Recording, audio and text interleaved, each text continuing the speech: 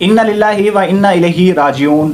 पंजाब के ज़िला खानेवाल में मरूफ आलिम दीन मौलाना तारिक जमील के साहबजादे आसिम जमील गोली लगने से इंतकाल कर गए हैं। खानेवाल की तहसील मियाँ चन्नू की पुलिस का कहना है कि मौलाना तारिक जमील के बेटे मौलाना आसिम जमील सीने में गोली लगने से चल बसे हैं। पुलिस के मुताबिक मौलाना आसिम जमील को तशवीशनाक हालत में तलम्बा रूरल हेल्थ सेंटर लाया गया, जहां वो जख्मों की ताब ना लाकर चल बसे।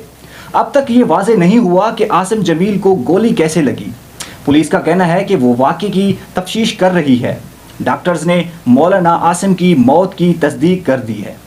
उनका कहना है कि वर्सा मालूमात नहीं दे रहे, हम सिर्फ ये कह सकते हैं कि सीने पर गोली लगी है और गोली लगने से वो वफात पा गए हैं। डॉक्टर्स के मुताबिक वर्सा पोस्टमार्टम नहीं कराना चाहते।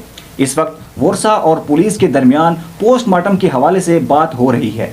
दूसरी जानिब मौलाना तारिक जमील ने अपने ट्विटर अकाउंट पर बेटे की मौत की तस्दीक करते हुए इसे हादसाती करार दिया। मौलाना तारिक जमील साहब ने लिखा, इन्ना लिल्लाहि व इन्ना इलैहि राजिऊन। मेरे बेटे आसिम जमील का इंतकाल हो गया है।